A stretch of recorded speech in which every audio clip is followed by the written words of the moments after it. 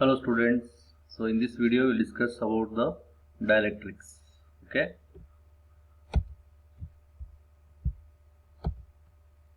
Now in the introduction part, let us try to know what is dielectrics first. So there are materials. We can classify the materials based upon its electrical conductivity as the good conductors and insulators, right? So particularly you take the materials which are considered as electrically insulating type of material. So we can consider that insulating materials as dielectrics also. For example, glass, mica, paraffin, paper, bakelite, etc. You can see that here. Some examples are mentioned. So what is the speciality of that materials to call them as dielectrics? Okay. So you have to look at the molecules or atoms present inside the material. So basically the insulating materials are not considered consisting of any free electrons in it. So whereas the good conductors are consisting of free electrons, so they are responsible for the conductivity, right? Conductivity of the metals. But in case of insulators, there are no such free electrons, so it is electrically insulating. But the atoms or molecules are arranged in such a way that, okay, under the application of the field, so they can possess some charges. Okay, orientation of the charges takes place. Now let us discuss that part here. So here I mentioned what is electric dipole. So present in the dielectric material. So a dipole consisting of basically two equal and opposite charges, plus q and minus q, let us say. So which are separated by a vector distance. Some distance are separating the two charges as d. Then dipole momentum is given by p is equal to the product of charge into separation distance d. Okay. So and is directed from positive to negative to positive charge. The direction is always from negative to positive charge. So the product of charge into separation gives dipole moment. You can remember here. Okay. Next. So what are the two types of dielectrics you can consider then based on the types of molecules? So there are two types here. You can see polar dielectrics and non-polar dielectrics.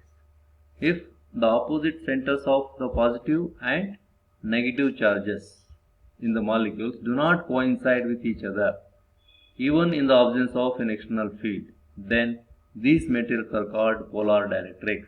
So they possesses a permanent dipole moment. So that means you can see the diagram. So this is a molecule in which there is a separation of positive and negative charge takes place here. Okay, so they do not coincide at all. So even in the absence of the field, we can see the separation of two charges with some distance. So that kind of dielectrics consisting of the molecules of this form called polar dielectrics. Okay, so the dipoles are readily present and dipole momentum can be calculated by each dipole in such dielectric materials. Okay. Now what about the non-polar dielectrics? If the effective centers of the negative charge distribution coincide with the effective center of the positive charge, then the effect is neutralize each other. Such materials are called non-polar dielectrics. That means you can see the diagram here. So this is a molecule in a non-polar dielectric. Okay, where the center of the nucleus is here and even the electron distribution over the nucleus in various orbits are distributed in such a way that center of all negative charges is also coinciding at the center of nucleus.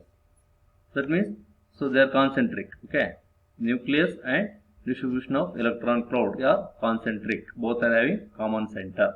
So what is the separation? There is no separation, isn't it? So if the distance of separation is 0, then dipole momentum is 0. Okay. So this kind of molecules are present in non-polar dielectrics. Clear?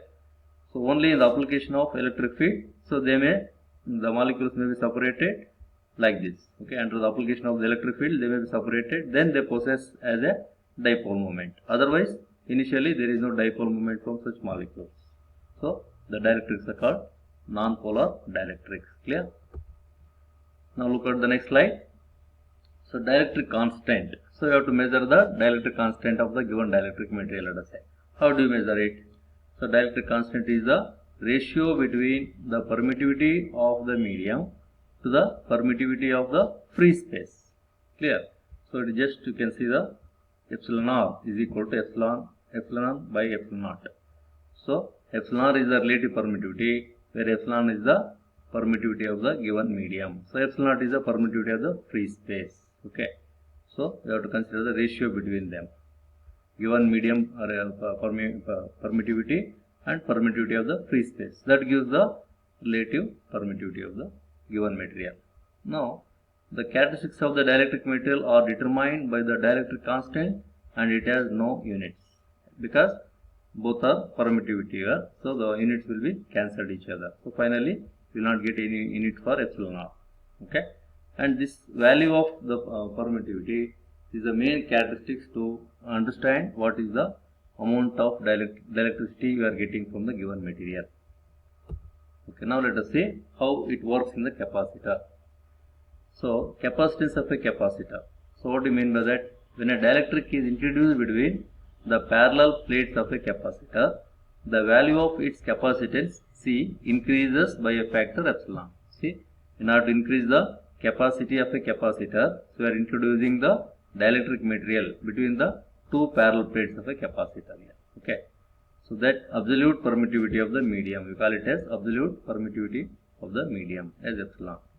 Then permittivity epsilon is a measure of the ability of a material to be polarized by an electric field. It means this is the physical meaning of permittivity. Okay, so that gives certain measure of ability of material to be polarized by an electric field. Okay, so now with the help of this permittivity, how the capacity of the capacitor is increased. So now look at the equation. C is equal to, C is the capacity of a given capacitor. Okay, so it is equal to epsilon on into A by D. Okay, so where A is the area of cross section of the plates, because there are two plates of the capacitor, so we can just take the area of cross section of the plates as A, and D is the separation between the two plates in the capacitor. Clear? Now epsilon can be considered as epsilon naught into epsilon r. Basically, it is a product of epsilon naught into epsilon r, because in the previous slide you know that epsilon r is equal to epsilon naught by epsilon by epsilon naught. Here it is, so therefore we have to consider it as epsilon naught into epsilon r as epsilon, permittivity of the absolute permittivity of the medium it is. Okay, so here the value of epsilon naught, permittivity of the free space, normally measured in the vacuum as 8.85 10 to the power of minus 12 farad per meter. Clear? Okay, now look at the next slide. So dielectric polarization. So what is the phenomenon of this dielectric polarization? How the electrical polarization takes place in the material? So normally the given material consisting of the charges. Okay, so the displacement of charges you have to see. The displacement of charges in the molecules of a given dielectric material under the action of the applied field. In this case, applied field in the sense applied electric field. Okay, not the magnetic field, it is a electric field only. So that leading to development of dipole moment is called the polarization. So the mechanism of polarization of the dielectric, and the charges appearing separated. Okay, so they appear to be separates are called the polarization charges. So initially they may not be separated. Once the electric field is applied, the charge separation may be take place. Okay, so that separation of charges in the dielectric under the action of the applied field, that phenomena is called dielectric polarization. Now the process of producing electric dipoles which are oriented along the direction of electric field is called what? Polarization in dielectric.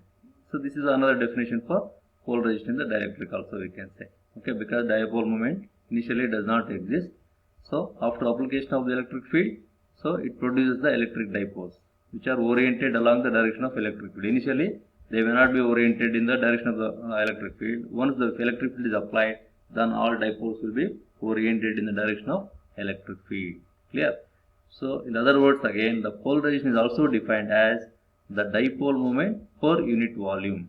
Okay, quantitatively you can calculate the polarization as the dipole moment. If you know the dipole moment of the material, for each molecule you can have dipole moment mu e divided by volume, total unit volume of the cell. Okay, now look at another parameter related to polarization. So what is this? Dielectric susceptibility. So when the external electric field is applied on any dielectric material, it induces an internal electric field. Okay, so inside there is a field developed due to separation of charges. So that field is called actually internal electric field. So due to the polarization.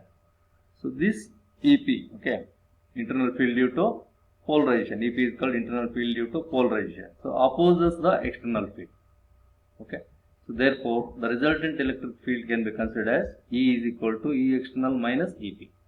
So external field is here minus internally developed field due to polarization is EP. So you have to subtract that one. Then you will get the resultant electric field. Okay. Now the polarization is directly proportional to E. So the total polarization in the dielectric is always depending upon the total resultant field here. So you can write the polarization is proportional to E. Okay. So therefore you can write P is equal to some proportionality constant epsilon naught into chi into E. Okay. So where you come across another constant here, the proportionality constant chi is called dielectric susceptibility in the material. Clear? Now look at another parameter related to dielectric materials. So that is called polarizability.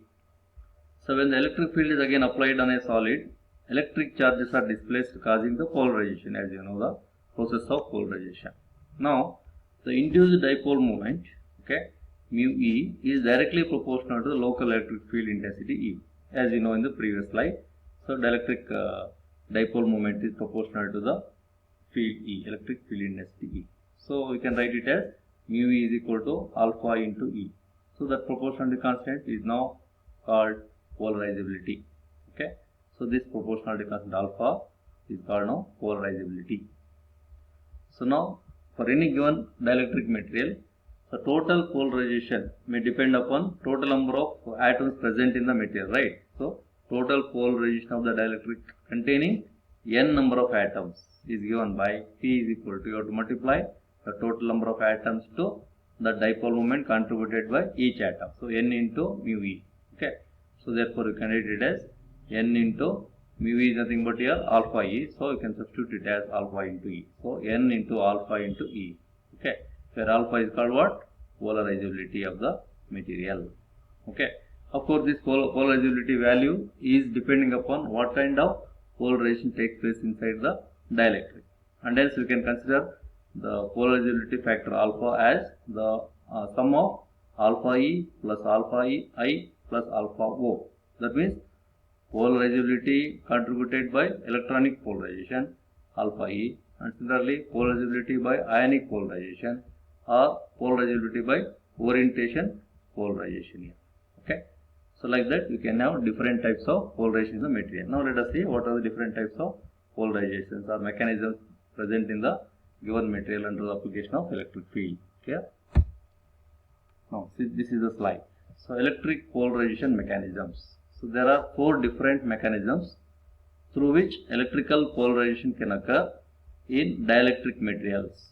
So when they are subjected to an external electric field. Okay, you can just mention first. So what are the different type of polarization mechanisms? As I said, so first one is electronic polarization, second one is ionic polarization, the third one is orientation polarization, the last one is space charge polarization. Okay, so you have to discuss these mechanisms one by one. Okay, how it contributing to the total polarization for the given dielectric material. Okay, so I think that part you can discuss in the next video. Clear?